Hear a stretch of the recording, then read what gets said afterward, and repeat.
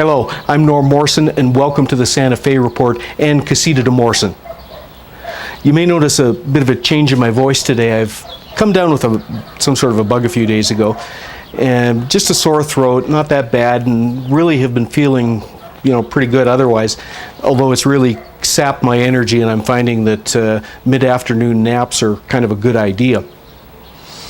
Now, I'm attributing my voice change to that. Maybe I'm just going through puberty, and there's a flood of hormones going through my body, and if that's the case, parents of Santa Fe, lock up your daughters. Of course, at this stage of the game, the parents I would be speaking to are in their 70s and 80s. But the truth really is that my voice isn't changing so much as I'm finding my voice. It's just one of the changes, part of the evolution that I've been going through in a pretty rapid manner in the last few months since moving to New Mexico.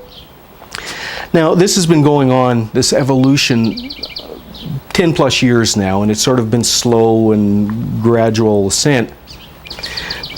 But in the last 7 months since I've been here, it's just really ramped up and accelerated. And looking back, I hardly recognize the guy that I used to be. It's really quite interesting. And for instance, just to give you a few examples of my evolution of how things have changed for me, I used to be a gun guy. I had hunting rifles and shotguns and sidearms and whatnot, and I used to hunt.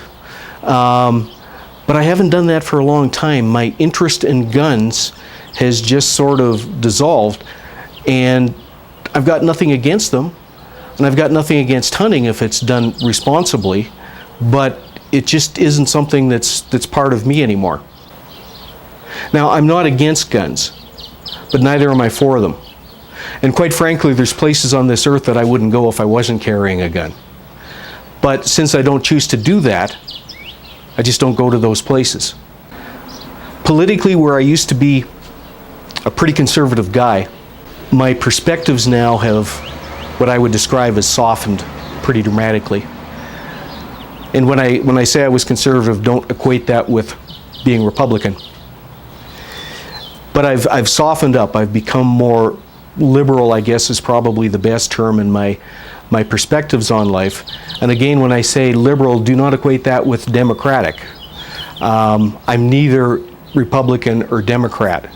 And our political system, if you really understand it, you'll know that it's the same beast with two heads. There's very little difference between our political parties. And neither side is right nor wrong. Neither side is good nor bad. Each side just has its own perspective of the way things should be.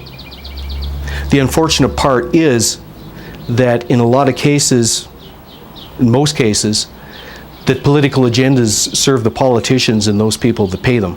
They don't serve us. They don't serve the country, and that's unfortunate. But I also am optimistic that things will change in the relatively new future, the relatively near future, pardon me.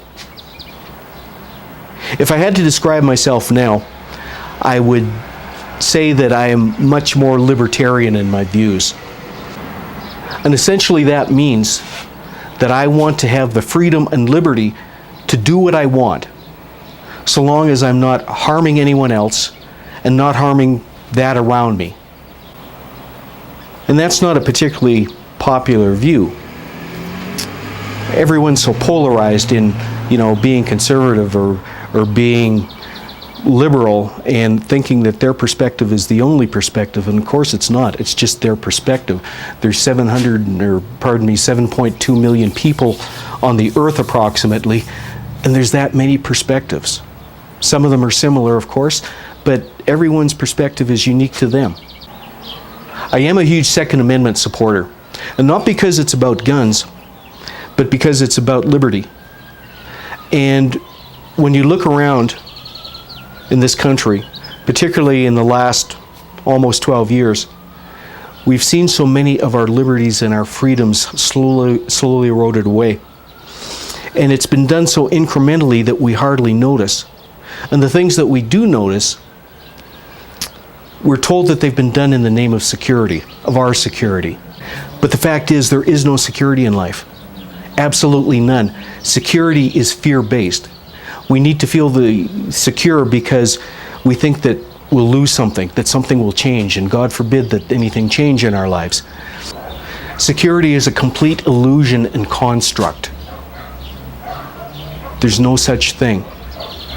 It doesn't matter how secure you think you are making yourself, you cannot live in complete security.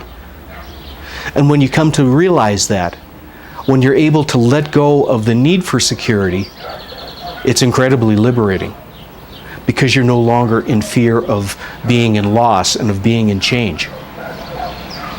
There's a lot of freedom comes with that, my friends. Now, I'm not suggesting that you shouldn't leave home without locking your door, or that you shouldn't plan your finances in such a way that you'll hopefully have money for your retirement. But know that no matter how secure you think you are, anything can come out of left field and change that feeling of security. So get over it. There is no security. It's a complete illusion. Now, just to give you a few other examples, my haircut.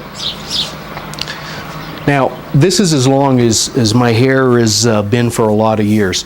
For a good deal of my life, I've had pretty much a traditional military-style haircut, and it was probably mostly out of force of habit. But since moving here, I've let it grow just as of the last couple of months or so. And I actually did get a bit of a trim here last week because of my daughter's wedding, which is coming up very shortly. But I've had a couple of friends of mine suggest that I should let my hair grow long. Like, we're talking ponytail length long. And I'm seriously thinking about that. So a year from now, or maybe even not that long, you might see me in a ponytail. And if I don't like that, I can change it. We can always change. We can always change the circumstances in our lives. So we'll see. I haven't made a decision on that yet. Now, jewelry. I wear jewelry of some type on pretty much an everyday basis now.